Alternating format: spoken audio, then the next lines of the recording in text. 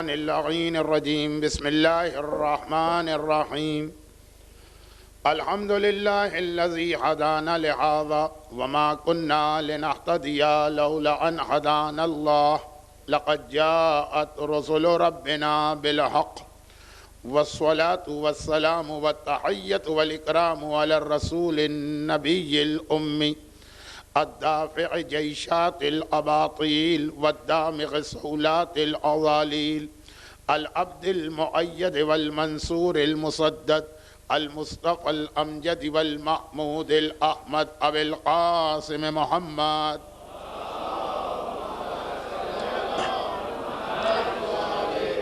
وآله وقطرته الطيبين الطاهرين المعصومين المظلومين المكرمين الميامين المنتجبين سيما على الإمام المنتظر والحجة الثاني عشر اللهم عجل له الفرج واللعنة الدائمة على أعدائهم أجمعين من الأزل إلى الأبد أما بعد فقد قال الله الحكيم في كتابه المبين وفرقانه المتين وقرآنه المجيد بسم الله الرحمن الرحيم هو الذي بعث في الأميين رسولا منهم يتلو عليهم آياته ويزكيهم وقال وما جعلنا القبلة التي كنت عليها إلا لنعلم من يتبع الرسول ممن ينقلب على عقبيه صلوات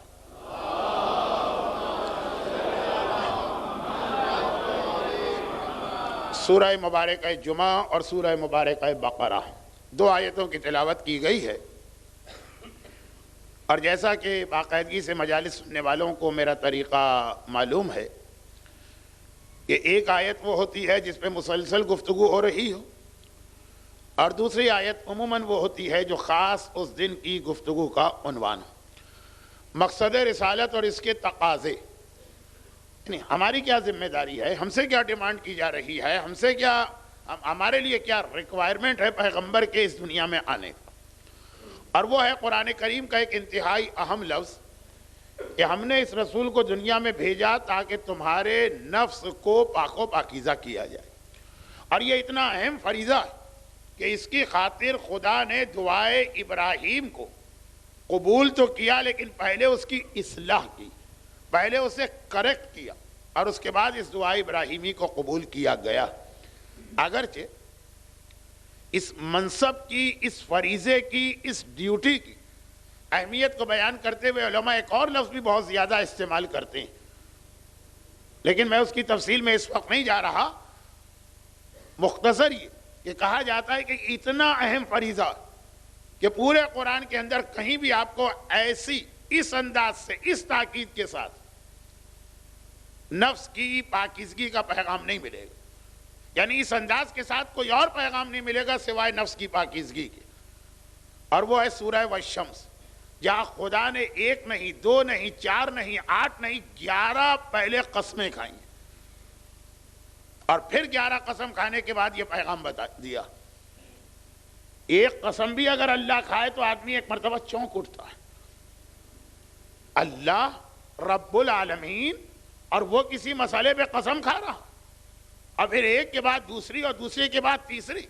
ارے عام انسان بھی اگر ایک قسم کھانے کے بعد بات نہ کہے، قسم دوسری کوئی قسم کھائے، اللہ کی قسم، امام کی قسم، رسول کی قسم، قرآن کی قسم، جیسے جیسے قسم کی تعداد بڑھتی جاتی ہے ویسے ویسے اس پیغام کی اہمیت بڑھتی جاتی ہے۔ والشمس، پہلی قسم کھائی گئی سورج کی، وضحاہا، اور دوسری قسم کھائی گئی اس کی روشنی کی، والقمر، اور تیسری قسم کھائی گئی چاند کی، اذا طلاہا، والنہار اذا جلاہا، چوتھی قسم کھائی گئی دن کی جب وہ روشن ہوتا ہے، اور پانچویں قسم کھائی گئی واللیل اذا یغشاہا، اس رات کی جو ہر چیز کو اپنے اندھیرے میں چھپا لیتی ہے، اور چھٹی قسم کھائی گئی والسماء، آسمان کی، اور ساتویں قسم کھائی گئی وما بناہا، جس چیز پہ آسمان قائم، اور آٹھویں قسم کھائی گئی والارض، اس زمین کی جس پہ ہم اور آپ رہتے ہیں، اور نویں قسم کھائی گئی وما طہاہا، اور 10ویں قسم کھائی گئی خود اسی نفس کی، وَنَفْسٍ، اور 11ویں قسم کھائی گئی وما سواہا، کہ جس طرح سے پروردگار نے اس نفس کو مساوی یا تسویے کے ساتھ بنایا ہے۔ قد افلح من زکاہا، اب پیغام آیا، کامیابی اسی کے لیے، یہ لفظ ذہن میں رکھیے گا، قد افلح، کامیابی اسی کے لیے ہے جس نے اپنے نفس کو پاک کیا۔ وقد خاب من دساہا، اور انتہائی خسارے اور نقصان میں رہا جس نے اپنے نفس کو گندا اور نجس کر لیا۔ یہ قد خوابہ کا لفظ زیارات میں خصوصاً کربلا کی زیارتوں میں بہت آتا، جب قاتلان امام اور ظالموں کا تذکرہ ہوتا، لیکن پہلا لفظ قد افلح من زکا، اور یاد رکھیے گا کہ رسول خدا کا سب سے پہلا اعلان وہ یہی تھا، قولوا لا الہ الا اللہ تفلحوا، فلاح۔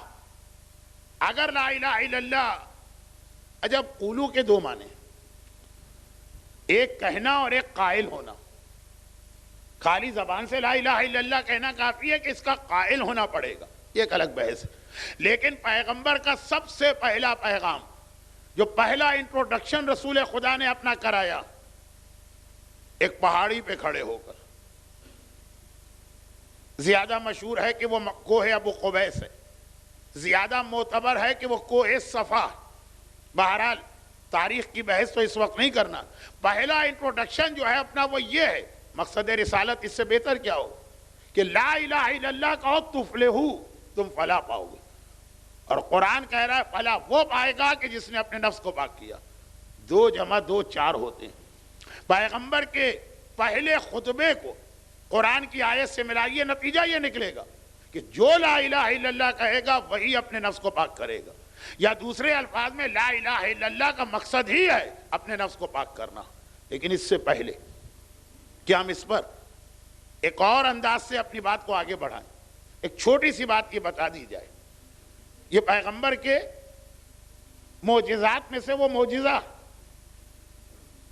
جسے ہم اور آپ زیادہ توجہ کے ساتھ نہیں سنیں گے، لیکن مغربی دنیا جو آج کل پیغمبر کی ذات میں، پیغمبر کے پیغام میں، پیغمبر کے قرآن میں، پیغمبر کی شریعت میں خرابیاں تلاش کرنے کی کوشش میں، شاید آپ کے علم میں یہ بات آئی ہو، شاید نہ آئی ہو، کہ ان کو ایک چیز بڑی آسان لگی، اور وہ یہ کہ 1400 سال پہلے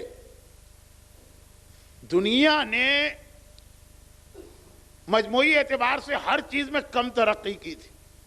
سائنس وائنس تو بہت دور کی بات تھی، اسٹرونومی بہت دور کی بات تھی۔ مسجد النبوی کا قبلہ چیک کرنے کی کوشش کی گئی کہ 1400 سال پہلے جب اللہ کے رسول یہ مسجد اپنے ہاتھوں سے بنائی تھی، پیغمبر نے اپنے ہاتھ سے تو یہی ایک مسجد بنائی، اس کا قبلہ ذرا سا بھی کچھ ڈگری کا فرق نکل آئے تو کہنے کی بات ہوگی نا کہ اس کا علم ایک عام انسانوں جیسا علم ہے۔ اچھا، قبلہ ایک بڑی اہم چیز ہے، گرچہ مجھ سے لوگوں نے یہ شکایت کی ہے کہ مولانا موضوع پہ سیدھی سادھی تقریر میں آپ ادھر ادھر بہت الجھ جاتے ہیں۔ یقیناً مجھے بھی اپنی اس خامی کا احساس ہے، لیکن اب عمر ایسی ہو گئی ہے کہ غلطیوں کی اصلاح نہیں ہو سکتی۔ میں بہت کوشش کرتا ہوں، ایک چھوٹی سی بات، پیغمبر اسلام جو شریعت لے کے آئے، اس کے ہر حکم میں کوئی نہ کوئی دنیاوی فائدہ بھی ہے اور آخرت کا فائدہ بھی ہے، اور اس کے ہر حرام میں کوئی نہ کوئی دنیاوی نقصان بھی ہے اور آخرت کا نقصان بھی ہے۔ تو 1400 سال پہلے سارے لوگ بے وقوف نہیں تھے، بہت سے صاحبان عقل تھے، دانشمند تھے، وہ آ کر پیغمبر سے سوال بھی کیا کرتے تھے۔ آج کل تو ہر دوسرے آدمی کی زبان پہ یہ سوال، مولانا فلاں مسئلے پہ عمل کریں گے، اس کا فائدہ پہلے بتائیے۔ اور جب کبھی لفظ فائدہ مومن استعمال کرے، مطلب آخرت کا فائدہ نہیں، یہ مطلب نہیں ہوتا کہ خدا رسول امام راضی ہیں، نہیں، کوئی روکڑے کا فائدہ ہو، کوئی مادی فائدہ ہو تو ہم کریں گے اس پہ عمل۔ مولانا فلاں چیز حرام ہے تو آخر کیوں حرام ہے؟ یہ کیوں کی جو ایک مصیبت چمٹی ہے، کئی جگہ اس کا جواب دیا گیا، لیکن اگر پوری شریعت اس کیوں کا نام بن کے رہ جائے میں اکثر اپنے محترم بزرگ کی ایک بات بیان کیا کرتا ہوں کہ آج کی مغربی دنیا کا پورا انداز 3 جملوں میں کھنچ کیا گیا. جب ایک دوسرے سے ملتے ہیں ہائے، جو ہمارے یہاں اگر پہلے کسی پہ کسی کی ہائے پڑ جاتی تھی نسلیں تباہ ہو جاتی تھی، آج کل جب ملیں گے ہائے، اور جب ملاقات کے بعد ایک دوسرے سے جدا ہوں گے بائے، اور جب شریعت کی کوئی بات ہوگی وائے. نماز ہے تو وائے، روزہ ہے تو وائے، حجاب ہے تو وائے، داڑھی ہے تو وائے، نجاست ہے تو وائے، طہارت ہے تو وائے. اسلام کو اس سے اتنا اختلاف نہیں ہے. بہت ساری چیزوں کے فائدے اور نقصان حدیثوں میں آئے، لیکن اس مزاج سے اسلام کو اختلاف ہے کہ عمل ہم اس وقت کریں گے جب ہمیں فائدہ معلوم ہو جائے. شریعت کہتی ہے پھر ایمان کہاں گیا؟ اگر فائدہ معلوم ہو جائے تو کافر بھی اس مسئلے پہ عمل کرنے کو تیار ہو جائے گا. اگر کسی چیز کا نقصان سامنے آ جائے تو مشرک بھی وہ چیز کو ترک کر دے گا. مومن کا تو ایمان ہے بغیر دیکھے کا ایمان. ہم فائدے کے لیے کوئی کام نہیں کر رہے، نقصان سے بچنے کے لیے کوئی حرام چیز نہیں چھوڑ رہے. ہم تو اس لیے یہ کام کر رہے ہیں کہ اللہ رسول نے کہا، ہم اس لیے یہ چیز چھوڑ رہے ہیں کہ ہمارے امام نے ہم سے کہا. اگر کسی عیسائی یا یہودی کی ریسرچ آ جائے کہ جی داڑھی منڈوانے کا یہ نقصان ہے، اور پھر ہم داڑھی منڈوانا چھوڑ دیں تو اس میں ایمان نہیں رہا. ہمارے لیے جوزف پیٹر اسمتھ کافی نہیں، ہمارے لیے اتنا کافی ہے کہ صادق آل محمد نے کہا کہ یہ حرام ہے تو حرام ہے. اب اس کے بہت سارے واقعات ہیں، اور وہ سب واقعات ایمان رسالت کا حصہ ہیں. یعنی میرے موضوع کا ایک حصہ ہے، لیکن اس سال نہیں. اس سال تو ایک مختصر سی بات ہے. قرآن کریم کی کتنی آیتیں ایسی ہیں، بلکہ اگر میں یہ کہہ دوں کہ 2/3 قرآن ایسا ہے، 2/3، بلکہ یہ بھی غلط ہے، more than 2/3، جو اس لیے نازل ہوا کہ کسی نے آ کے کوئی سوال کیا اور اس کے بعد آیتیں آ گئی. لوح محفوظ پر قرآن اس دنیا کے بننے سے پہلے لکھا جا چکا تھا. اِنَّا أَنزَلْنَاهُ فِي لَيْلَةِ الْقَدْرِ، ہم نے قرآن کو شب قدر میں نازل کیا. تو یہ کون سا قرآن ہے؟ یہ والا قرآن تو 23 سال میں نازل ہوا. اگر کہا جائے پہلی آیت، تو پہلی آیت تو شب 27 رجب، 27 رجب وہ تاریخ ہے جو روز اعلان رسالت ہے. اگر کہا جائے آخری آیت، تو آخری آیت تو غدیر کے میدان میں آئی ہے. یہ جو قرآن کہہ رہا ہے ہم نے اسے شب قدر میں نازل کیا، اسے کیا مطلب؟ پورا قرآن غلط، وہ تو ایک رات میں آیا ہی نہیں. قرآن کا اسٹارٹ غلط، وہ تو 27 رجب کو آیا. قرآن کا اینڈ غلط، وہ تو 18 ذی الحجہ کو آیا. یہ تو وہ قرآن ہے نا جو لوح محفوظ پہ پروردگار عالم نے انسان کی پیدائش سے پہلے نازل کیا تھا. وہ ہے شب قدر میں نازل ہونے والا قرآن. تبھی تو معصوم کی حدیث ہے کہ شب قدر آدم کی خلقت سے پہلے بن گئی تھی، اور اس رات کی فضیلت اللہ نے اس وقت بنا دی تھی. یہ رمضان میں آپ علماء سے سنتے ہیں. لیکن دنیا میں قرآن 23 سال میں جو آیا تو اس کا 70% اس وقت آیا کہ جب کوئی سوال کسی کے ذہن میں آیا. کبھی تو پورے سورے. یہی تو یہودی نے ایک سوال کیا تھا کہ یہ بتاؤ کہ ابراہیم کا تعلق فلسطین سے، ان کے بیٹے اسحاق کا تعلق فلسطین سے، ان کے بیٹے اسرائیل کا یعنی حضرت یعقوب کا تعلق فلسطین سے. اسرائیل فلسطین کے ہیں تو بنی اسرائیل مصر کہاں سے آ گئے؟ پورا سورہ یوسف نازل ہو گیا کہ کس واقعے کے ذریعے سے ان کو وہاں بھیجا گیا. ابھی جو سلام پڑھا جا رہا تھا، منبر پہ قرآن پڑھنا اور ہے، نیزے پہ قرآن پڑھنا اور. نیزے کے قرآن پہ آقا حسین نے کیا پڑھا؟ سورہ کہف. پورا سورہ کہف نازل ہوا جب 3 سوال لوگوں نے کیے تھے. وہ کون لوگ تھے جو غار میں سو گئے؟ وہ کون نبی تھا جس نے موسیٰ کو بھی تعلیم دی تھی؟ وہ کون آدمی تھا جو یاجوج و ماجوج کے علاقے میں گیا تھا؟ کتنی ہی آیتیں. کوئی طلاق کا واقعہ آیا، سورہ طلاق نازل ہو گئی. شوہر اور بیوی کے جھگڑے کا واقعہ آ گیا، سورہ مجادلہ نازل ہو گئے. ماہ مبارک رمضان کے روزے میں کس سے غلطی ہو گئی، سورہ بقرہ کی آیتیں نازل ہو گئی، جن کا ترجمہ بھی منبر سے لوگ برداشت نہیں کریں گے. کھلی باتیں ہیں، کیونکہ واجبات میں شرم نہیں ہوتی. تو قرآن کا 2/3 سے زیادہ حصہ شان نزول واقعات کے ساتھ ہوتا. لیکن اس جملے کا مطلب کیا ہوا تھا کہ لوگوں نے آ کے کوئی بات پوچھی، جواب دیا قرآن نے۔ لیکن کچھ جگہ ایسی جہاں قرآن یہی جذبہ مومن میں پیدا کرنا چاہتا۔ کون سا جذبہ؟ کہ ہم شریعت پہ عمل کریں گے اللہ اور رسول کی خاطر، کسی فائدے کی خاطر نہیں، کسی نقصان کی خاطر نہیں۔ تو قرآن وہاں پہ جواب ہی نہیں دیتا۔ جیسے ابو جہل نے آ کر کہا کہ اے محمد یہ کیا بات ہے کہ ہم تجارت کر کے نفع کماتے ہیں تو وہ جائز ہے، اور اگر انٹرسٹ یا بیاج پر اپنا پیسہ چلاتے ہیں تو وہ حرام ہے۔ جیسے آج بھی لوگ یہی کہتے ہیں کہ مولانا سمجھ میں نہیں آتا، ہم نے مکان خرید کے کرائے پہ دے دیا تو رینٹ حلال ہو گئے، اور ہم نے اسی مکان کی جو قیمت ہے وہ کسی کو رینٹ پہ دے دی تو وہ حرام ہو گیا رینٹ۔ بھائی ایک مکان ہے 1 ملین کا، ہم نے 1 ملین کا مکان خریدا، آپ کو دے دیا، ہر مہینے اس کے آپ 10,000 دیجئے، وہ حلال ہے۔ وہی 1 ملین ہم نے اٹھا کے بجائے مکان خریدنے کے ڈائریکٹ آپ کو دے دی اور کہا ہر مہینے 10,000 دیجئے، یہ حرام ہو گئے۔ یہ سمجھ میں نہیں آتا۔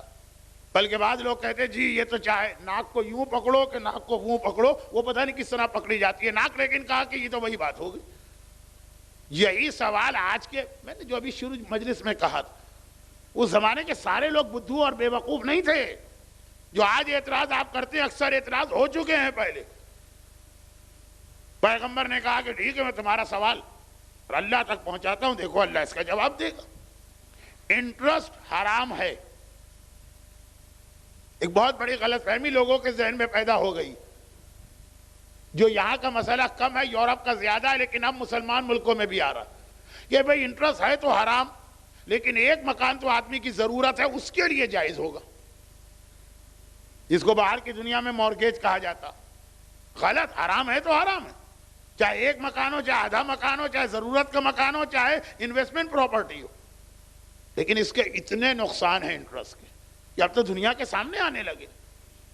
قرآن بتا سکتا تھا، بھئی شراب کے بارے میں لوگوں نے یہی سوال کیا، انٹرسٹ کے بارے میں یہی سوال کیا، وہی رسول جن کا مقصد رسالت بیان ہو رہا۔ دو یہ بڑی بڑی حرام چیزیں ہیں، گناہ کبیرہ، دونوں کے بارے میں سوال ہوا۔ قرآن نے شراب کے بارے میں تو تھوڑا سا جواب دے دیا، ان یوقع بینکم العداوۃ والبغضاء، شراب تمہاری عقل پہ پردے ڈال دیتی ہے، شراب کے بعد تم کو ہوش ہی نہیں رہے گا کس سے کیا بات کر رہے ہو، شراب کے بعد تم لوگوں سے جھگڑا کرو گے، فساد برپا کرو گے، دنگا ہوگا۔ آپ پوچھیے آج مغربی دنیا میں یہ مسئلہ ہے کہ نہیں؟ ہر فٹ بال میچ کے بعد اس محلے کی ساری گاڑیوں کے شیشے ٹوٹتے ہیں، سارے مکانات کے شیشے ٹوٹتے ہیں۔ ایک فٹ بال میچ پورے محلے کو اس دن پریشان کر دیتا ہے، اس لیے کہ اگر جیت گئے تو خوشی میں شراب پیئیں گے، ہار گئے تو غم میں شراب پیئیں گے، اس کے بعد ہر قسم کی الٹی سیدھی حرکت ہوگی۔ پورا سال ٹریفک ایکسیڈنٹ میں اتنا لوگ نہیں مرتے جتنا کرسمس رات کو مرتے ہیں۔ تو یہ قرآن پہلے بتا چکا، ایک ایسی جینین ریزن بتائی جو ہم اپنی آنکھوں سے دیکھ رہے ہیں۔ ان یوقع بینکم العداوۃ والبغضاء، فساد ہوگا، عداوت ہوگی، بغض ہوگا، جھگڑا ہوگا۔ یہی قرآن سود کے بارے میں بھی ایک لفظ کہہ سکتا ہے نہیں؟ کہا کہ ہے ہر چیز کا جواب ہمارے پاس ہے، لیکن یہ مزاج کیوں بنا رہا ہے مومن؟ کیا عمل اس وقت کریں گے جب ہمیں جواب ملے گا۔ قرآن نے جواب دیا، اور کیا جواب دیا؟ ہم تو مسلمان ہیں، مان لیں گے، نان مسلم کہے گا کوئی جواب ہی نہیں۔ رسول نے ابو جہل کا جواب اللہ تک پہنچایا۔ سوال خدا بندہ یہ پوچھ رہا ہے، جواب کیا آیا؟ لمبی چوڑی بحث نہ کرو، یعنی یہ اس آیت کا مفہوم ہے۔ کوئی آرگومنٹ نہیں، نو ڈیبیٹ، کوئی بحث نہیں، بھائی اتنا یاد رکھو، حرم اللہ البیع احل اللہ البیع وحرم الربا۔ اس تجارت کو اللہ نے حلال کر دیا اس لیے حلال ہے، اسے اللہ نے حرام کر دیا اس لیے حرام ہے۔ یہ تو ہم کو پہلے سے پتا تھا۔ ہمارا سوال تھا کیوں حرام ہے ربا؟ قرآن نے کہا کوئی آرگومنٹ نہیں، حلال کیا حلال، اسے ہم نے حرام کیا حرام۔ وہی قرآن جو کہہ رہا سوال کرو، پوچھو، لیکن جب یہ دیکھ رہا ہے کہ سوال کرنے سے لوگوں کا مزاج بحث کا بنتا جا رہا ہے، داڑھی بھی رکھیں گے تو اس وقت جب فائدہ معلوم ہوگا، اور عورت حجاب بھی کرے گی اس وقت جب فائدہ ہوگا، اس طرح شریعت نہیں چلتی۔ اسی میں ایک آیت ہی آ گئی، وَمَا جَعَلْنَا الْقِبْلَةَ الَّتِي كُنْتَ عَلَيْهَا إلا لنعلم من يتبع الرسول ممن ينقلب على عقبيه. یہ آیت آپ کو یاد ہوگی اس لیے کہ ماہ مبارک رمضان میں ہر آدمی جوش پیدا ہوتا ہے تلاوت قرآن کا، ایک دو تین سورے تو پڑھ لیتا ہے، بعد میں ٹھنڈا پڑ جاتا ہے. تو یہ دوسرے پارے کے پہلے صفحے کی پہلی آیت ہے. پہلی کا مطلب یہ ہے کہ پہلی آیت دوسرے پارے کا نام ہے سیقول. کیا ترجمہ ہے؟ ان قریب بے وقوف لوگ پوچھیں گے قبلے سے کیوں ہٹ گئے. قبلے کی تبدیلی اسلام کا ایک بہت بڑا مسئلہ تھا، اور ایک بہت بڑا اس میں پیغام بھی تھا، بہت بڑا پیغام ہے اس کے اندر. وہ میں بھی بہت مختصر بتاتا ہوں. یہ رسول کی زندگی کی حالات، میں موضوع سے نہیں ہٹ رہا ہوں بہت زیادہ، تھوڑا سا تو ہٹ رہا ہوں. اور قرآن جب قبلے کی تبدیلی کا حکم آیا، ایک سوال لوگوں نے کیا اور بار بار کیا کہ اگر یہ قبلہ صحیح ہے تو وہ 13 سال وہ کیا ہوتا رہا. 13 سال بھی نہیں، 13 سال اور 17 مہینے.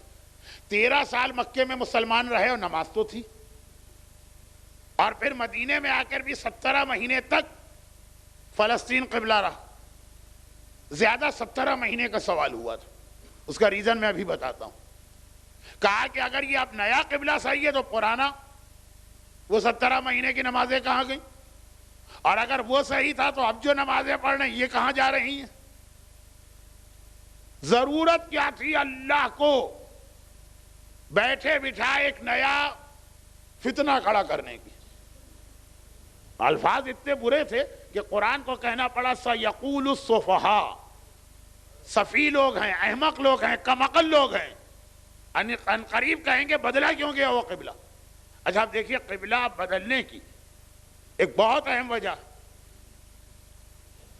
بہت اہم وجہ، لیکن قرآن نے وہ وجہ نہیں بتائی. کہا ہے جواب نہیں دیں گے. قرآن کا اسٹائل دیکھیے، ہمارے پاس ہے جواب، ہم نہیں دیں گے جواب. پھر کیا ہے جواب؟ کہا کہ وَمَا جَعَلْنَا الْقِبْلَةَ الَّتِي كُنْتَ عَلَيْهَا. اے حبیب ہم نے صرف قبلہ اس لیے بدلا تاکہ ہم یہ دیکھیں کون رسول کی پیروی کر رہا ہے، وَمِمَّنْ يَنْقَلِبُ عَلَىٰ عَقَبَيْهِ، اور کون رسول کی بات نہیں مار رہا، الٹے قدموں پیچھے ہٹا جا رہا ہے. ہمیں صرف یہ دیکھنا ہے رسول کی فرما برداری کون کر رہا ہے، نافرمانی کون کر رہا ہے. ایسے دیکھیں یہ کوئی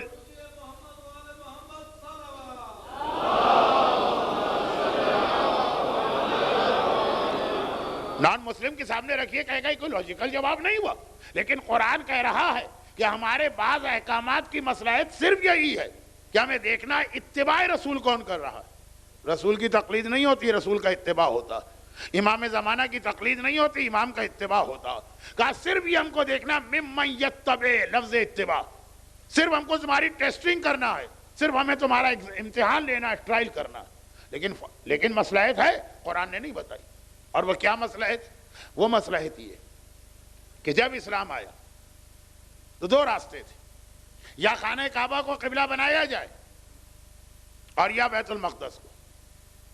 اگر خانہ کعبہ کو قبلہ بنایا جائے گا مشرکین مکہ کو بغلے بجانے کا موقع ملے گا. دین تو نیا لائے، قبلہ ہمارا لیا. وہ خانہ کعبہ کو اپنی چیز سمجھتے ہیں، ہماری پراپرٹی ہے، ہماری جائیداد ہے. ایسا ماحول بن گیا تھا. سورہ قریش نے الاف قریش الاف رحلت الشتاء والصیف، تو یہی تو ہے نا کہ وہ ٹرسٹی سے کعبے کے. اگر رسول خانہ کعبہ کو جو پہلا قبلہ ہے، بیت المقدس تو بعد میں بنا ہے، جنہوں نے پہلا قبلہ دیکھا حضرت ابراہیم والا، ان کو معلوم ہے کہ حضرت سلیمان نبی جو ابراہیم کے پر پوتے کے پر پوتے کے پر پوتے، انہوں نے بیت المقدس کو کعبے کے پہلے نقشے پہ بنایا ہے. بہت زیادہ ایک سملر نقشے، لیکن قبلہ وہ پہلے، مشرکین اسے اپنی چیز سمجھ رہے ہیں. اور اگر رسول بیت المقدس کو قبلہ بناتے ہیں تو یہودیوں کو خوش ہونے کا موقع ملے گا. اب دو چیزیں، یا مشرکین خوش ہو جائیں یا یہودی خوش ہو جائیں، دونوں خراب ہیں. مگر چھوٹی خرابی کیا ہے؟ کہا کہ بت پرستی کے مقابلے میں یہودی پھر بھی قابل قبول ہے. کم از کم ایک اللہ کے ماننے والے تو ہیں، رسالت کے ماننے والے تو ہیں، قیامت کے ماننے والے تو ہیں، کتاب کے ماننے والے تو ہیں. یہی پیغام اس سورے کا ہے جو آپ ہر سال شب قدر میں پڑھتے ہیں. غلبت الروم فی ادنی الارض وہم من بعد غلبہم سیغلبون. روم والے ہار گئے. اب ایران اور روم والوں میں جنگ ہوئی تھی. ایران کے لوگ ہیں مشرک، دو خداؤں کو مانتے ہیں. روم والے ہیں کرسچن عیسائی. کم سے کم توحید، رسالت، کتاب اور قیامت، یہ چار چیزیں تھیں ان کے پاس. قرآن نے کہا تمہاری ہمدردیاں عیسائیوں کے ساتھ ہونی چاہیے، وہ عقیدے میں تمہارے قریب ہیں، مشرکوں کے ساتھ نہیں ہونی چاہیے. اب بہت دیکھیے، یہ بہت لمبا موضوع ہو گیا، میں کہاں سے کہاں چلا گیا. میں رسالت سے ہٹا نہیں ہوں. ایک اصول بتایا جا رہا کہ جب دونوں تمہارے دشمن ہوں تو کم سے کم جو توحید کا اور رسالت کا اور قیامت کا ماننے والا، یعنی جو فقہی مسائل میں اس طرح آیا کہ ہندو نجس ہے، اہل کتاب پھر بھی پاک ہے. پاک ہے وہ، جو آپ کو معلوم ہے سید سیستانی اور سید خامنائی کا فتویٰ. لیکن یہ ایک اصول ہمیں اسلام دے رہا ہے، جو عقیدے میں تمہارے زیادہ قریب ہے، چاہے غلط عقیدے والا ہو. لیکن قرآن نے یہ جواب نہیں دیا. قبلہ تو بیچ میں آ گیا تھا. کہ بیچ میں کیوں آیا تھا؟ آدھے سے زیادہ مجمع اس وقت تھا ہی نہیں جب قبلے کا لفظ زیر بحث آیا تھا. ماشاءاللہ اب تو سارا مجمع آ گیا. لیکن بعد میں بیچ میں بات یہ آ گئی کہ قرآن بعض واجبات کی وجہ، یہ لفظ میں کیا کہنے جا رہا تھا، اللہ تو جانتا ہے وجہ کیا، نہیں بتا رہا ہے ہم کو. کہا ہمیں تو خالی تمہارا امتحان لینا. ورنہ جس طرح روم اور ایران کی لڑائی میں خدا نے کہا کہ یہ چونکہ کرسچن اہل کتاب ہیں ان سے ہمدردی کرو، یہی وہاں بھی جواب دے سکتا. مشرکوں کے مقابلے میں یہودی اگر خوش ہو رہے ہیں ان کو خوش ہونے دو، ان کا قبلہ ہم کو لینا. اور جب وہ وقت آ گیا کہ اب کعبہ خالی مشرکین کا نہ رہا، تب قبلہ بدلا گیا. تو اصل وجہ تو یہ تھی کہ مشرک کو خوش ہونے دینا ہے کہ اہل کتاب کو. جو میں نے کہا کہ مولا اپنے مخالف کو برداشت کر گئے، نصیری کو برداشت نہ کر پائے محاورتاً کہہ رہا ہوں، ورنہ علی علی. یہ چیزیں ذہن میں رکھیے گا. اب آئیے قبلے کے بارے میں سوچا گیا. اچھا، قبلے کے بارے میں ایک بات اور یاد رکھیے گا. واجبات نماز اور شرائط نماز میں سب سے زیادہ اسلام نے نرمی قبلے کے مسئلے میں برتی. اوقات نماز کا جب تک کہ یقین نہ ہو نماز کا وقت آیا تم نماز نہیں پڑھ سکتے. قضا کر کے نماز برداشت ہے، وقت سے پہلے ایڈوانس کی نماز برداشت نہیں ہے. یقین ہونا چاہیے. لیکن قبلے کے بارے میں کا ذرا سا اندازہ اور گمان ہے کہ قبلہ ادھر ہے وہ کافی. بعد میں خطا بھی نکل جائے. اوقات نماز آپ کو یقین تھا کہ وقت نماز آ گیا، یقین 100%، پڑھ لی نماز، پتہ چلا گھڑی 5 منٹ فاس تھی، دوبارہ پڑھنا. یقین چاہیے، یقین مل گیا آپ کو، اور بعد میں غلط نکلا تب بھی وہ یقین نہیں چلے گا. قبلے میں گمان چلتا، اندازہ سا ادھر ہے، بعد میں پتہ چلا یہ اندازہ غلط تھا، ذرا اور ادھر ہے. ساری نمازیں صحیح ہیں، بس آئندہ نماز میں اپنا رخ بدل دیجیے گا. کتنی کوشش کی گئی کہ مسجد النبوی کے قبلے میں ذرا سی غلطی نکال لی جائے. بھئی 1400 سال، 1200 سال، 1100 سال، 500 سال، 300 سال پہلے بھی جو مسجدیں بنی تھی، قبرستان بنے تھے، بہت امکان تھا کہ چونکہ اتنی ترقی نہیں ہوئی سائنسی اعتبار سے، تو شاید تھوڑے تھوڑے قبلے ہٹے ہوئے ہوں. اتنے کہ جو اسلام نے معاف کیے ہیں. قبلے میں تھوڑا سا ہٹنا اسلام نے معاف بھی کیا. خواجہ نصیر الدین طوسی اور محقق ہلی کا کتنا دلچسپ واقعہ. لیکن وہی کہ اس کو بیان کروں گا کہیں مولانا تو آج کچھ زیادہ ہی بہک رہے ہیں، تو واپس میں آتا ہوں. اور وہ یہ کہ مسجد النبوی کا قبلہ غلط نکل جائے. عام مسجدوں کا قبلہ غلط نکلے تو اسلام نے کہا صحیح، کیونکہ تم نے مسجدیں بنائی ہیں، تمہارے اندازے غلط ہو سکتے ہیں، اور اللہ اس بات کو جانتا ہے تو معاف بھی کرتا. لیکن رسول کا اگر عمل غلط ہو جائے تو پوری رسالت ہی شک میں پڑ گئی. پورا مقصد رسول ہی ختم ہو گیا جب رسول کی ذات پر ہی بھروسہ نہ رہا. حضرت عیسیٰ ایک خبر دے کر کہ یہ عورت، یہ دلہن کل مرے گی، کیوں پریشان ہو گئے تھے کہ اگر میری 24 گھنٹے کی خبر غلط ہو رہی ہے تو قیامت اور مرنے کے بعد کی خبروں میں کون یقین کرے گا. اب پیغمبر کی مسجد کہا کہ یہ ایک نان مسلموں نے حملہ کیا تھا، ذرا سے بھی اس کے قبلے میں اینگل کیا، 1 ڈگری کیا، 1 ڈگری تو بہت بڑی چیز ہے، ذرا سا بھی فرق نکل آئے، فقہی اعتبار سے نماز غلط ہوگی، عقیدے کے اعتبار سے رسالت غلط ہو جائے گی. کہ تمہارے رسول نے یہ مسجد بنائی ہے، یہ تو کسی عام آدمی نے نہیں بنائی ہے نا۔ مسجدیں بناتے وقت قبلہ نما استعمال ہوتے ہیں، یا سال میں 2 دن سورج خانہ کعبہ پہ ہوتا ہے، اس دن آپ جس چیز کا سایہ دیکھیں وہ قبلے کی طرف ہوتا، وہ طریقے ہیں نا۔ مسجد النبوی تو علم رسالت سے بنائی گئی، وحی سے بنائی گئی ہے، پروردگار کی گائیڈنس سے بنائی گئی ہے۔ اتنی کوشش کر لی، مسجد النبوی کا قبلہ آج کل کی جو لیٹسٹ ٹیکنالوجی ہے اس سے بھی اتنا پرفیکٹ نکل رہا ہے، اتنا پرفیکٹ نکل رہا ہے۔ اور اس سے پہلے اس سے بڑا ایک معجزہ ہمارے سامنے آیا، رسول اللہ نے مکے میں 13 سال رسالت کا اعلان کیا، لیکن اس سے پہلے اپنی عبادتیں غار میں شروع کی تھی، جس کا نام بچے بچے کو یاد ہے، غار حرا۔ مکہ ایک ایسا شہر ہے جس کے چاروں طرف پہاڑیاں اور ہر پہاڑی میں غار ہیں۔ غار حرا کا پیغمبر نے انتخاب کیوں کیا؟ ایک سوال جو کسی کے ذہن میں نہیں آیا ہوگا۔ یہ سوال تو آتا ہے کہ داڑھی کیوں رکھیں، یہ سوال تو آتا ہے گانا کیوں چھوڑیں، یہ سوال تو آتا ہے کہ سود کیوں نہ لیں، یہ سوال تو آتا ہے بینک کی نوکری کیوں چھوڑ دیں۔ لیکن یہ سوال غار حرا کو رسول نے کیوں چنا؟ یہ بھی بہت اہم سوال ہیں۔ پوری ہمارے علماء کی کتابیں خالی غار حرا پہ نہیں، پیغمبر نے بدر کی لڑائی میں بدر کا انتخاب کیوں کیا، اس کے کیا کیا آج کے زمانے کی فوجی جنگی پلاننگ ہوتی ہے، اس کے کیا فائدے ہیں۔ سب سے بڑا سوال جس پہ مرحوم ڈاکٹر ذاکر حسین فاروقی نے کتاب لکھ دی، فتح مبین، حسین نے جہاد کے لیے کربلا کا انتخاب کیوں کیا؟ حسین مجبوری میں کربلا نہیں آئے تھے، امام کبھی مجبور نہیں ہوتا، وہ اپنی چوائس سے آئے تھے۔ کربلا کے بینیفٹ، کربلا تو جنگل تھا، ویرانہ تھا، صحرا تھا۔ جب کبھی موضوع انشاءاللہ کربلا ہوگا تو وہاں اس سوال کا جواب ہے۔ غار حرا کی ایک خصوصیت ایسی جس کی بنا پہ میرا دماغ کہتا ہے کہ رسول نے اس کا انتخاب کیا، اور یہ بہت کم لوگوں کو معلوم، حتیٰ جو لوگ غار حرا کی ہر سال زیارت کرتے ہیں۔ ہم نے تو اس وقت بھی غار حرا کی زیارت کی تھی جب 50 آدمی جاتے تھے تو 25 یا مرتے تھے یا زخمی ہو کے گرتے تھے، اور آج تو ماشاءاللہ آدھے راستے تک تو سڑک ہی بن گئی، بس پہ بیٹھ کے جائیے یا ٹیکسی پر، اور اس کے بعد کا راستہ بھی کتنا آسان اور ہموار ہو گیا، بوڑھی بوڑھی عورتیں ہمارے قافلے کی چلتی۔ لیکن غار حرا کی اتنی زیارت جو بڑھ گئی ہے، یہ راستہ جو ہموار ہوا اس لیے کہ زائرین اتنے آتے جاتے کہ خود بخود سڑک بن گئی ہے پہاڑ پر، کسی کھیت ویت میں نہیں ہے کہ لوگوں کے چلنے سے پگڈنڈی بن گئی ہو۔ اس کا ایک اتنا بڑا فائدہ کہ غار حرا میں کھڑے ہو کر اگر آپ نماز پڑھیں گے تو یہ وہ جگہ ہے کہ دونوں قبلے آپ کو مل جائیں گے۔ آپ کے بالکل سامنے کعبہ ہوگا اور کعبے کے بالکل پیچھے بیت المقدس ہوگا۔ پیغمبر نے ایسی جگہ اپنی نمازوں کے لیے رکھی تھی کہ پہلا قبلہ بھی نماز میں مل رہا اور دوسرا اور اصلی اور حقیقی قبلہ بھی مل رہا۔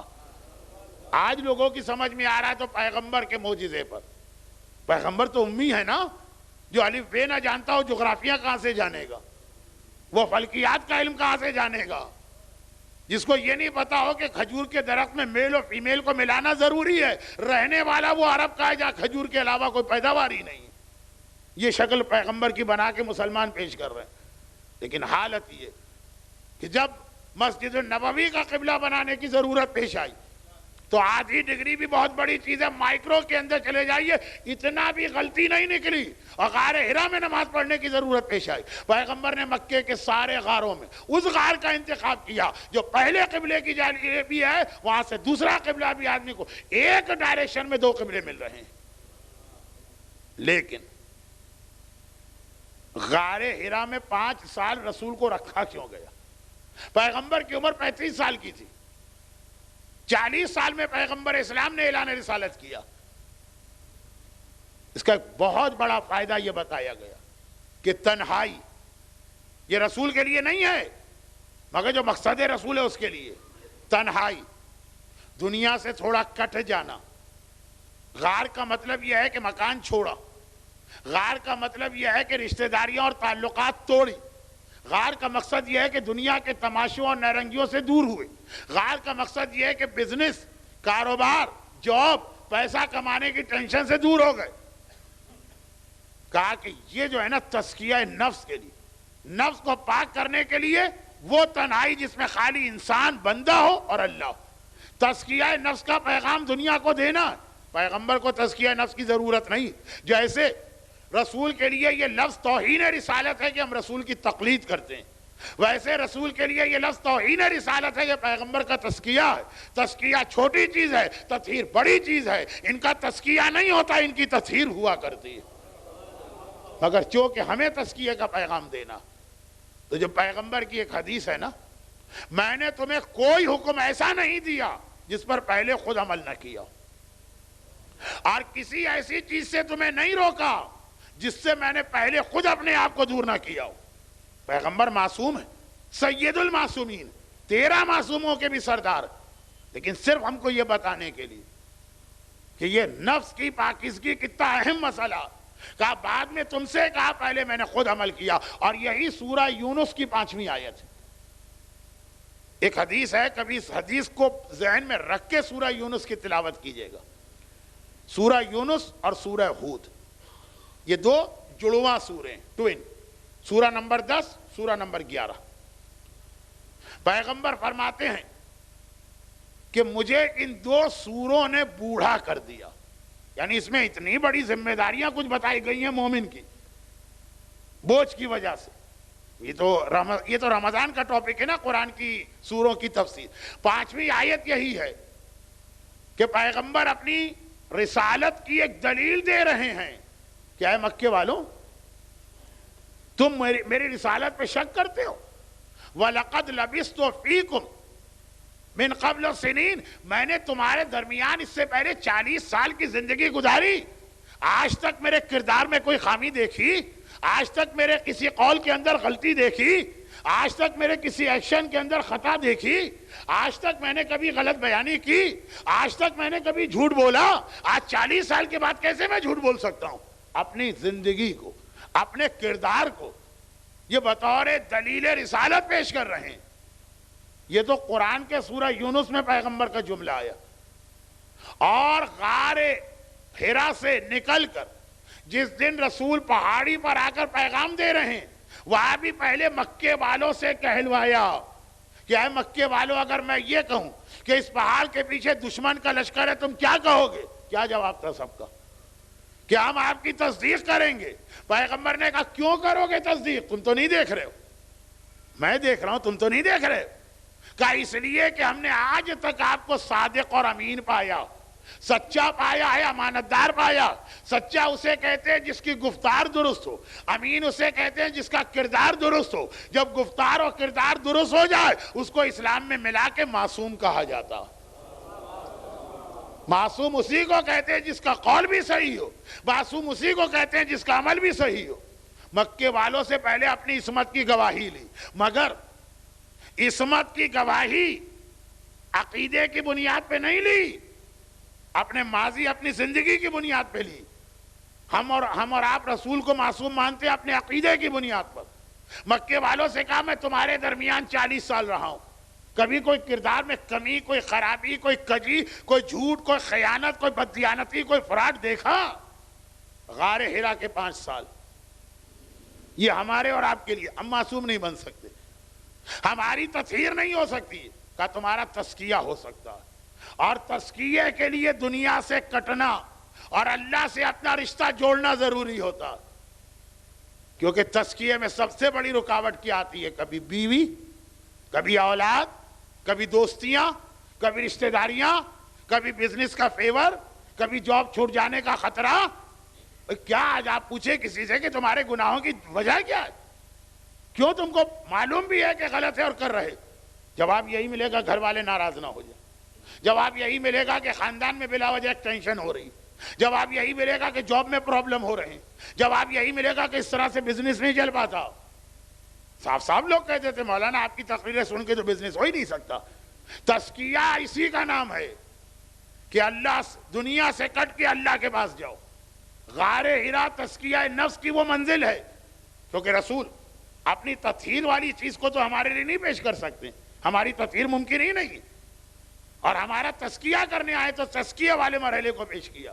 غار میں دنیا سے کٹو، نہ بیوی ہے، نہ بچے ہیں، نہ بھائی ہے، نہ دوست ہے، نہ کاروبار ہے. اور پھر اس کے بعد ہمارے سامنے کا تمہارے نفس کا تزکیہ کرنا. ہمارے لیے بھی یہی طریقہ آج ہے.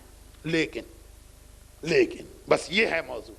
لیکن کیسے یہ ممکن ہے؟ اسلام تو ویسے ہی کہتا ہے کہ رہبانیت حرام ہے. تو اب یہ کہا کہ تمہارے نفس کا تزکیہ ضروری. تزکیے کے لیے سارے دنیا سے رشتے توڑنا پڑتے ہیں. خونی رشتے بھی، پیسے والے رشتے بھی، تعلقات والے رشتے بھی. پہلے یہ آسان تھا تو یہودی علماء کو اجازت تھی اسلام کی طرف سے کہ تم راہب بن جاؤ. عیسائی علماء کو اجازت تھی. اب یہ ممکن نہیں. تزکیہ بھی کرنا ہے، تزکیے کا طریقہ سب سے کرنا پڑے گا. تو اس کے لیے اسلام نے ایک ایسی عبادت رکھی ہے جو 3 مرحلوں میں مکمل ہوتی ہے. اور جب تینوں مرحلوں سے گزر جائے تو تزکیہ ہوگا. پہلے نماز، پھر اعتکاف، پھر حج. یہ 3 مرحلے ہیں. وہ 3 مرحلے جس کے لیے پہلے زمانے کا عیسائی 200 سال تک جنگل میں جا کے بیٹھتا تھا، جس کے لیے پہلے زمانے کا یہودی 500 سال تک اپنے صومعے میں، سینیگوگ جسے آج کل کہتے ہیں، اس میں جا کے بیٹھتا تھا. اسلام نے کتنا آسان کر دیا. کہا تزکیہ ہے، نفس پاک کرنا ہے، مگر پہلے مرحلے میں اس کے لیے نماز.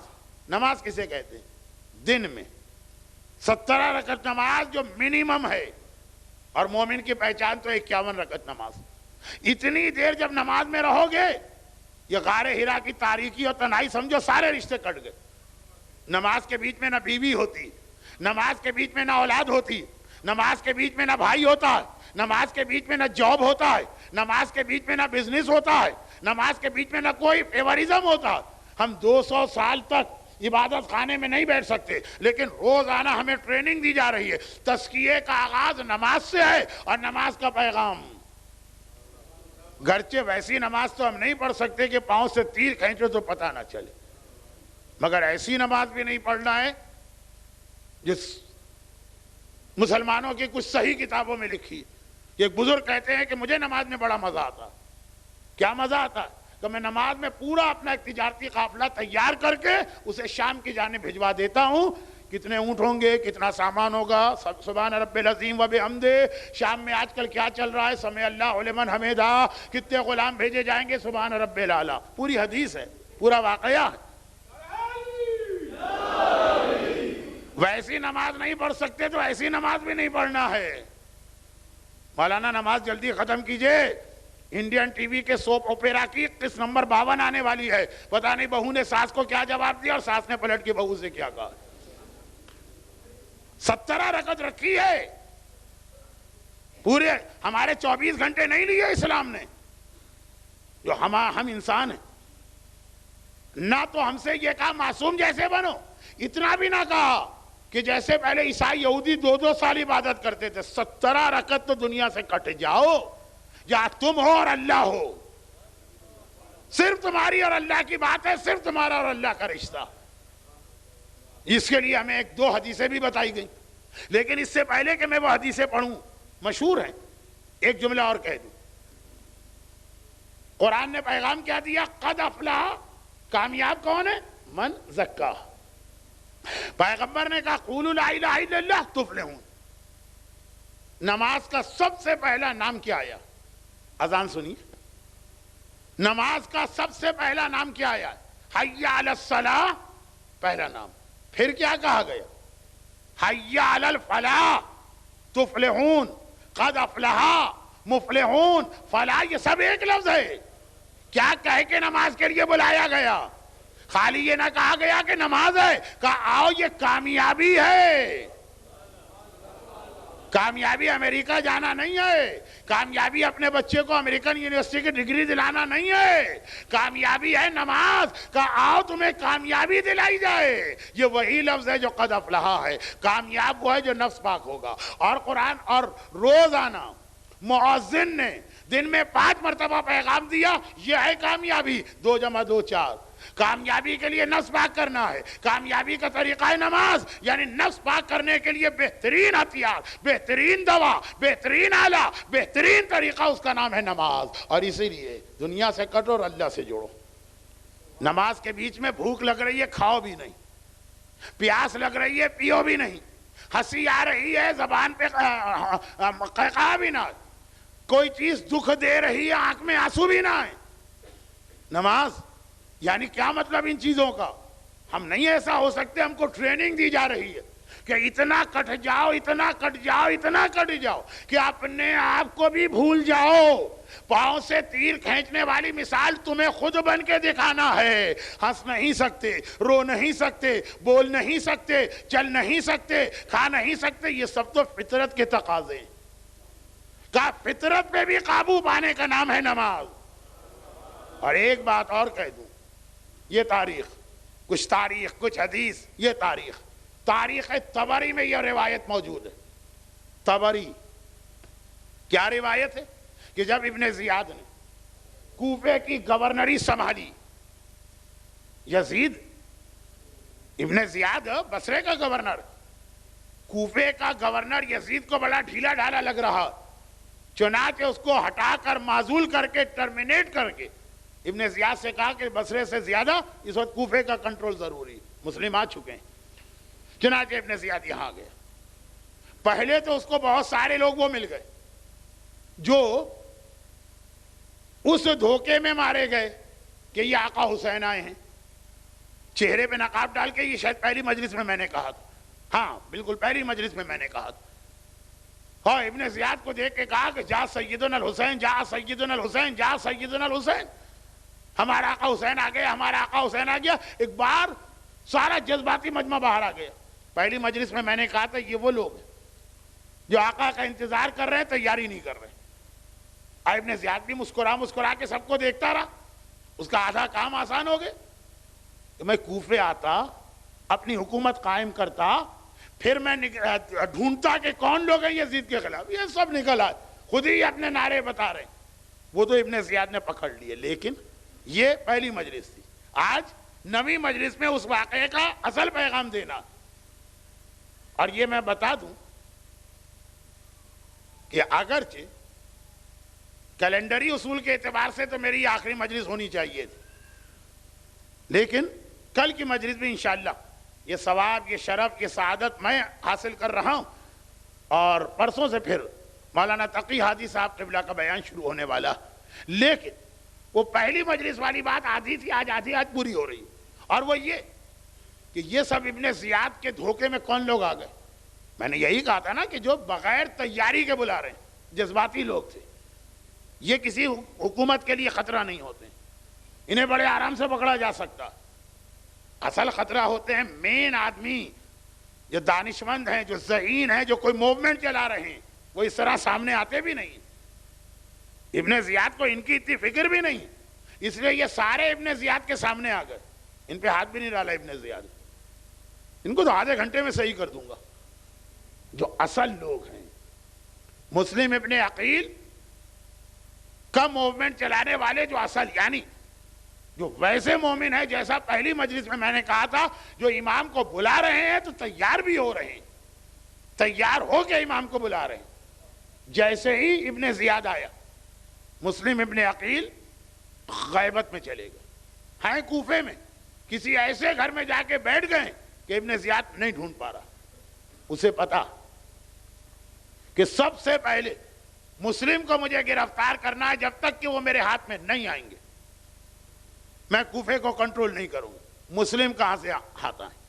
یہ جو سارے لوگ ابن زیاد کو دیکھ کے گھروں سے نکل کر یہ بتا رہے تھے کہ ہم مسلم کے ساتھ ہی ہیں، کیونکہ جذباتی لوگ تھے، ان کو بھی نہیں بتایا گیا کہ مسلم کہاں.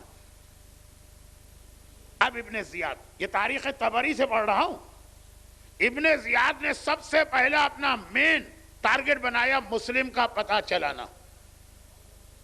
لیکن مسلم کا وہ تو یوں ہاتھ نہیں آئیں گے، وہ غیبت میں. علی کے کسی ایسے شیعہ کو پکڑنا جس کو پتا ہوگا مسلم کہاں. یہ جو جرنل پبلک ہے، جو ایک ماس ہے، یہ نہیں. اصلی مین آدمی جو علی کا صحیح شیعہ ہو، جو خالی موجودہ حالات کی وجہ سے جذبات میں آ کے حسین کو نہیں بلا رہا. حاکم شام مر گیا، لوگوں نے کہا ہمارا کوئی حکمران نہیں، اب آپ آئیے ہم آپ کو حکمران بناتے ہیں. یہ نہیں چاہیے. وہ چاہیے جو ہمیشہ سے اہل بیت والے. وہ کیسے ملے؟ ابن زیاد کا ایک خاص غلام ہے جس کا نام ہے معقل. میم عین قاف لام معقل بہت مشہور ہے. جیسے مختار کے غلام کا نام خیر بہت مشہور ہے. چوتھے امام کے غلام جون بہت مشہور ہے. مولا کے غلام قمبر بہت مشہور ہیں. اسی طرح سے ابن زیاد کا غلام ہے معقل. اسے بلایا, کہا کہ تمہیں یہ ٹارگٹ دیا جاتا ہے کہ 3 دن کے اندر اندر علی کا کوئی ایسا شیعہ پکڑ کے لاؤ جو پرانا ہو, اصلی ہو. یعنی یہ الفاظ تو سارے میرے ہیں, مفہوم آپ سمجھ رہے ہیں. یہ والے لوگ نہیں, جو واقعاً اہل بیت کا صحیح ماننے والا ہو. اس سے ہم کو پتا چلے گا مسلم کہاں. معقل خود اپنے آقا کے ساتھ نیا نیا کوفے میں آیا, اسے کچھ بھی نہیں پتا کوفے کے حالات. 3 دن کا ٹارگٹ دیا گیا. تاریخ طبری جیسی مشہور تاریخ سے پڑھتا ہوں, وہ پورا دن ڈھونڈتا رہا. ایسے کیسے پتا چلے, اتنا آسان تو ہے بھی نہیں.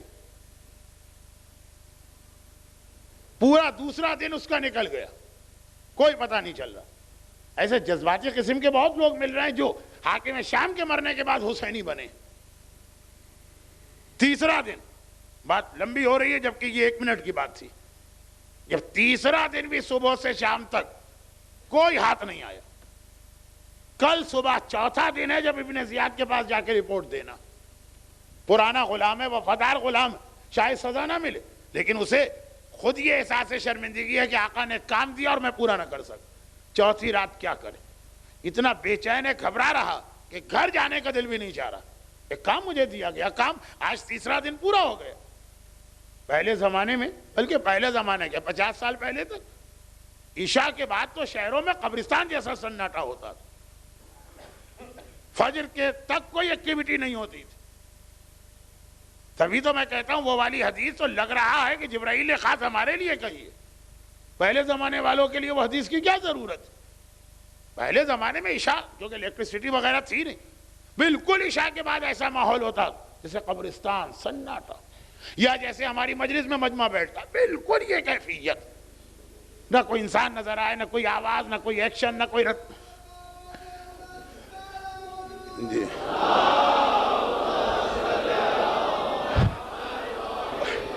وقت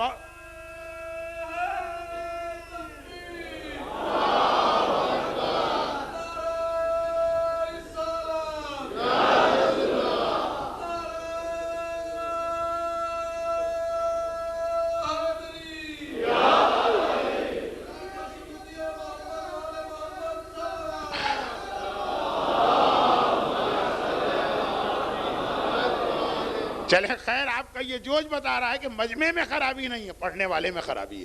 اچھا خیر, اب آئیے اصل چیز. جبرائیل کی ایک حدیث ہے نا, جس کا ایک ٹکڑا تو آپ بہت سنتے رہتے ہیں, اور مزہ بھی آتا ہے اس لیے کہ وہ عورتوں کے بارے میں. اپنے گھر جا کر آپ جتنی بھی اپنی بیوی کی اطاعت کریں, لیکن ویسے ہر آدمی بڑا خوش ہوتا ہے کہ جب عورتوں کے خلاف کوئی ٹونٹنگ کی جائے. دوسری چیز کم پڑی جاتی, وہ مردوں کے بارے میں بھی ہے, اور وہ یہ کہ اللہ کے رسول کہتے ہیں جبرائیل تم فرشتے بھی کبھی ہنستے ہو؟ کہا کہ ہاں یا رسول اللہ, اگرچہ ہم فرشتے ان جذبات سے مبرہ منزہ ہیں. 3 موقعوں پہ ہمیں بھی ہنسی آتی, اور ان میں دوسرا موقع یہ کہ سارا دن ایک آدمی نے گھر کے باہر بیٹھ کے اللہ کی نافرمانی کی. رات کو تھکا ہارا گھر آیا, اب تو تھک کے سو جانا چاہیے نا, اب دوبارہ اسٹارٹ ہو کل صبح سے, اور رات کو گھر میں آ کے بیٹھتا. ایک مرتبہ گھر میں داخل ہوا اور پھر وہی سلسلہ گناہوں کا شروع ہو گیا صبح تک. فرشتے بھی ہنستے, کتنے گناہ کرو گے, دن بھر گناہ کر کے تمہارا پیٹ نہیں بھرا کہ رات بھی تم اسی میں ضائع کر رہے ہو. تو پہلے زمانے میں تو نہیں ہوتا تھا. کوئی جاتا ہوگا شراب خانے, کوئی جاتا ہوگا لکھنؤ کے چوک یا کراچی کی, نہیں میں مارکیٹوں کے نام نہیں لوں گا, جن کو نہیں پتا ان کو بھی پتا چلے گا. لیکن اب آج آپ دیکھیے, آج ہے فرشتوں کو ہنسانے کا موقع. سارا دن گناہ کیے, گھر میں داخل ہوئے, ڈش اینٹینا, وہ ریموٹ کنٹرول اٹھایا, یہ حرام وہ حرام وہ حرام. جہاں کوئی مذہبی پروگرام آیا, کوئی تاریخی پروگرام آیا, فوراً کھٹ سے چینل بدل دیا گیا. یہ آج کی حدیث لگ رہی, پہلے زمانے میں تو رات کا سناٹا. لیکن وہ اصل واقعہ کہاں گیا؟ نہیں میں نہیں ہٹا, میں نہیں بھولا. یہ ایک آدھ چٹکلا بیچ میں آتا ہے. اب دل نہیں لگ رہا گھر میں, کل صبح میں کیا رپورٹ دوں گا اپنے آقا کو. اور ایک جملہ میں اکثر کہتا رہتا ہوں, وہ پوری ایک مجلس ہے. یہ عجیب بات ہے کہ اللہ کے چاہنے والے، رسول کے ماننے والے، امام کا کلمہ پڑھنے والے، دین سے محبت کرنے والے اپنی ڈیوٹی میں اتنے پریشان نہیں ہوتے. ہو گئی کوئی چھوٹ گیا واجب تو کوئی بات نہیں. اور شیطان کے جو کارندے اور شیطان کی جو ٹیم ہے نا، وہ بہت پریشان رہتی ہے کہ ہمارے آقا کے سامنے ہماری انسلٹ نہ ہونے پائے، جو کام آقا نے دیا وہ کر کے رہنا. ماقل بھی پریشان ہے، گھبرا گیا، گھر میں دل نہیں لگ رہا، کہاں جائے. وہ آ کے ایک مسجد میں پڑ گیا. نماز نہیں پڑھنا ہے، وہ مسجد میں لیٹ گیا. بہت سی جگہوں پہ آپ نے دیکھا ہوگا، پہلے زمانے میں تو عام بات تھی، مسجد میں مسافر آ کے ساری رات سوتے ہیں. عشاء کے بعد آیا ہی، عشاء تک تو ڈھونڈتا رہا، اب تو سب گھروں میں چلے گئے، اب تو پتہ ہی نہیں چلے. مسجد میں وہ فجر تک رہا، مسجد میں پڑا ہوا ہے، پریشان ہے کیا جواب دیں. اور جیسے ہی فجر کا وقت آیا، نماز پڑھی، ایک آدمی پہ ہاتھ ڈالا اور اسے پکڑ کے لے گیا ابن زیاد کے پاس. اے ابن زیاد، ایک علی کا شیعہ ایسا مل گیا جیسا تو چاہتا تھا. خیر وہ بات ہوئی، ابن زیاد نے دیکھا واقعا جو ویسے ہی علی کا شیعہ تھا، پکا محب خالص، ہمیشہ سے علی والا. حاکم شام کی موت کے بعد نہیں بنا، ہمیشہ سے. لیکن اس سے تو بعد میں جو کچھ انویسٹیگیشن، سوال جواب ہوئے، انٹروگیشن، پہلے ابن زیاد نے خود اپنے غلام ماقل سے کہا کہ میں نے تجھے یہ ڈیوٹی دی تو تھی، لیکن مجھے بھی پتا تھا کہ ایک ایسا کام دے رہا ہوں جو تیرے بس میں نہیں. علی والے اتنے احمق، اتنے بیوقوف، اتنے سادے نہیں ہوتے کہ اس طرح تیرے ہاتھ آ جائے. یہ بتا کہ تو نے پورے شہر کوفہ میں اس ایک آدمی کو چھان کے اور ڈھونڈ کے کیسے نکالا. کہا کہ نہیں آقا، میں تو کچھ نہیں کر سکا. پریشان ہو کے مسجد میں گیا تھا. میں نے دیکھا ساری رات، پہلے زمانے میں مسجدیں پوری رات کھلی رہتی تھی، جیسے آج بھی مکے کی مسجد، مسجد الحرام، پوری رات لوگ مسجد میں آ بھی رہے ہیں، کچھ نمازیں بھی پڑھ رہے ہیں. جیسی نماز اس نے پڑھی، پوری رات اس نے نماز میں گزاری، اور ایسی نماز پڑھی کہ میرے دل نے کہا کہ ایسی نماز علی کے شیعہ کے علاوہ کوئی نہیں پڑھ سکتا.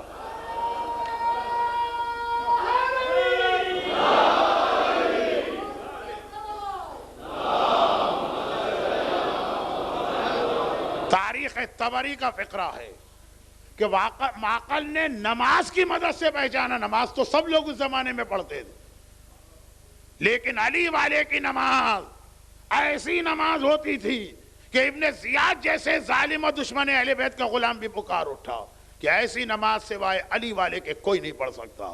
اس کا مولا یہ کہے ما عبدنا کا حق عبادتک، خدا بندہ جیسی تیری عبادت کا حق ہے وہ ادا نہ کیا، جس کے پاؤں سے تیر کھینچے اور پتہ نہ چلے. علی والے ایک زمانے میں اپنی نمازوں کی وجہ سے مشہور تھے.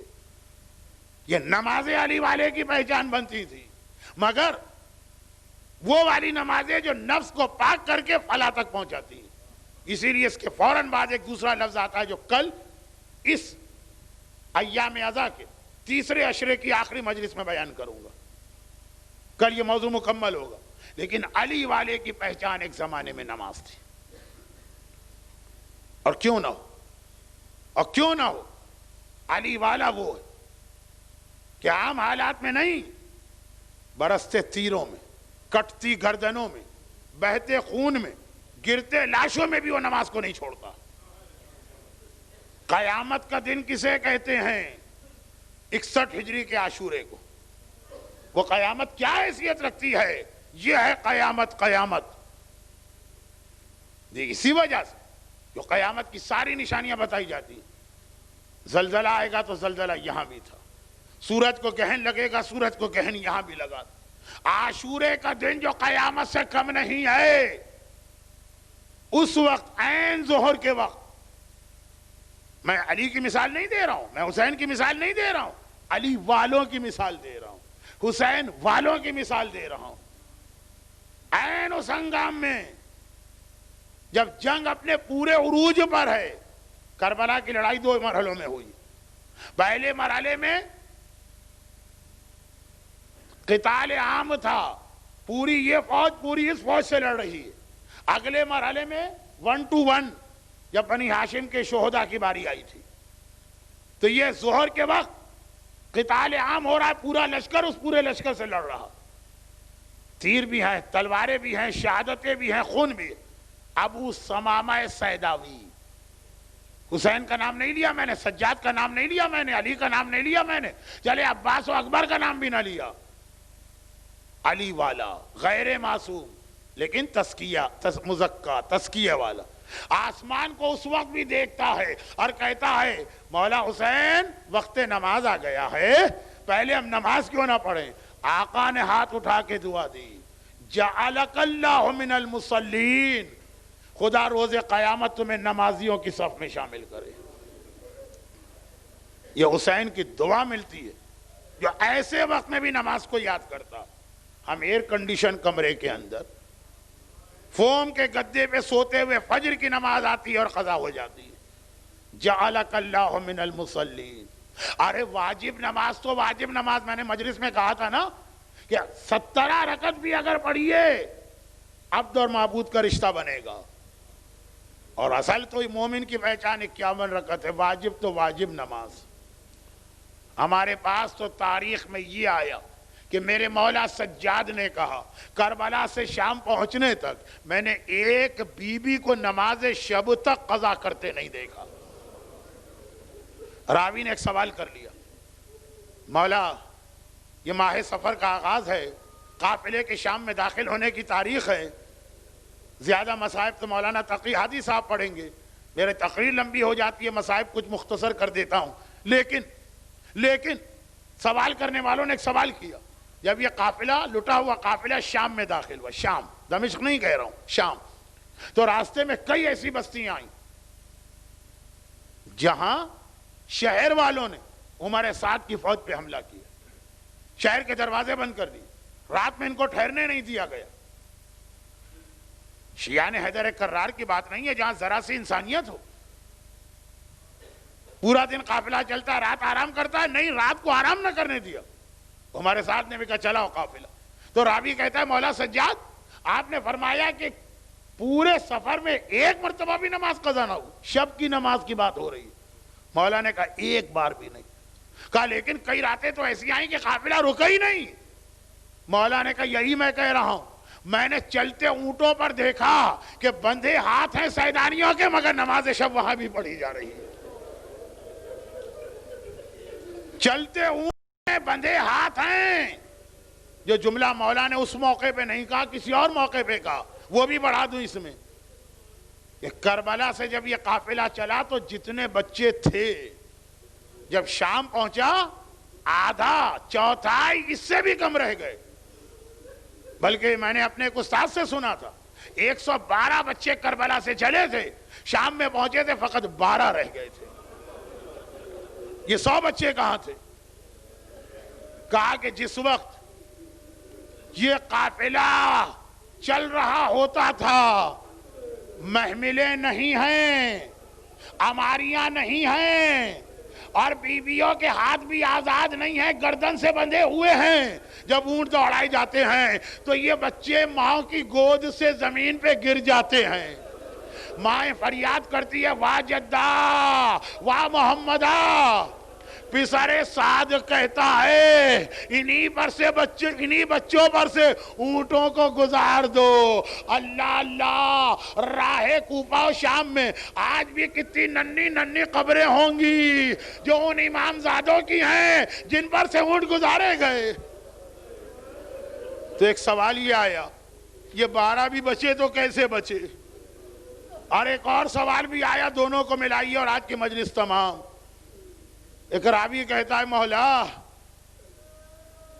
جب یہ قافلہ دمشق میں داخل ہو رہا تھا تو کہنے والے کہتے ہیں میری شہزادی کا سارا سر زخمی تھا، بال خون سے بھرے ہوئے تھے۔ شام غریبہ تو راوی نے فقط ایک سوال پوچھا تھا، مولا شام غریبہ زینب نے سرخ رنگ کی چادر کیوں پہنی تھی؟ تو مولا کا جواب تھا یہ چادر سفید تھی، اکبر کے لاشے پر جب میری پھوپھی گری، چادر پہ جو خون تھا وہ اکبر کا خون تھا۔ لیکن اب شام میں داخلے کے وقت راوی کہتا ہے ثانیہ زہرا کا سارا سر خون سے سرخ ہے. مولا یہ خون کہاں سے آیا؟ بس ایک بار میرا امام کہتا ہے جب میری پھوپھی نے دیکھا بچے گر رہے ہیں، اونٹ نہیں روکے جا رہے ہیں، انہی پر سے اونٹ گزار جا رہے، اب کوئی بچہ گرتا ہے میری پھوپھی بھی چلتے اونٹ سے اپنے آپ کو گرا دیتی ہے. زینب کی وجہ سے قافلہ روکنا پڑتا ہے. نہیں، ایک جملہ کہے بغیر حق ادا نہ ہوگا. چلتے اونٹ سے زینب اپنے آپ کو گرا دیتی ہیں. مولا عباس نے جو شکوہ کیا ہے وہ شہزادی زینب بھی کریں گی نا. علامہ مجلسی جناب عباس کے مصائب بہت پڑھتے تھے. ایک بار خواب میں آقا عباس آئے، مجلسی تم میرے مصائب پڑھتے ہو، ایک چیز یاد نہیں دلاتے لوگوں کو؟ مولا آپ کے سارے مصائب یاد دلاتا ہوں. کہا بس اتنا اور یاد دلا دو کہ جب مشک چھت گئی اور میں گھوڑے سے زمین پہ گرا تو گرنے والا ہاتھوں کو بڑھا کے سہارا لیتا ہے. ارے جس کے ہاتھ کٹ چکے تھے وہ زمین کربلا پہ کیسا آیا؟ یہ عباس نے شکوہ کیا، یہ شکوہ زینب کریں گی. تم نے سن لیا، بچوں کو بچانے کے لیے زینب چلتے اونٹ سے اپنے آپ کو گراتی ہے. گرنے والا تو سہارا ہاتھوں سے لیتا ہے. امام زمانہ فرماتے میرا سلام میری دادی زینب کو جن کے دونوں ہاتھ گردن سے بندھے ہیں اور ثانیہ زہرا زمین سے ٹکرا رہی ہے. واہ زینبا واہ سجاد علی ولعنت اللہ.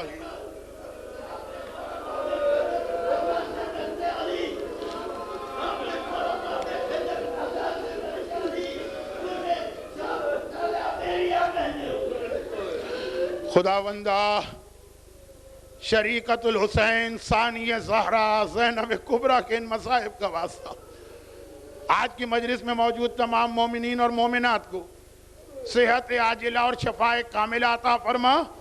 خصوصیت کے ساتھ محترمہ سیدہ گلزار فاطمہ کافی بیمار، ہمارے محترم بزرگ محمد سلیمان کھیمجی صاحب بھی بیمار، محترم فواز ساجوانی صاحب کی والدہ، ان سب کو شفاء کاملہ عطا فرما.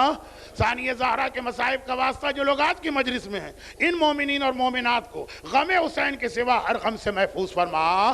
پروردگار ان آنسوؤں کا واسطہ جو فاطمہ کی وارث اور بیٹی کے مصائب پہ آنکھوں میں آئیں، آنسو بہانے والوں کی ساری حوائج شریعہ کو پورا فرما.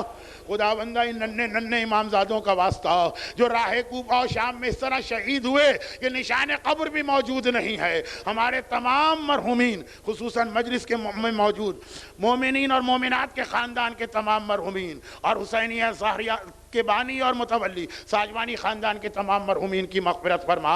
اور ان مظالم کا انتقام کون لے سکتا ہے بجز انہی کے وارث و فرزند کے؟ آپ خون کے آنسو رو دیے تو امام زمانہ نے جب یہ مصائب دیکھے ہوں گے تو کیا گزری ہوگی. خداوندہ تجھے ان مصائب کا واسطہ ان کا انتقام لینے والی اپنی آخری حجت وارث معصومین فرزند زہرا امام زمانہ کے ظہور میں تعجیل فرما. ماتم حسین.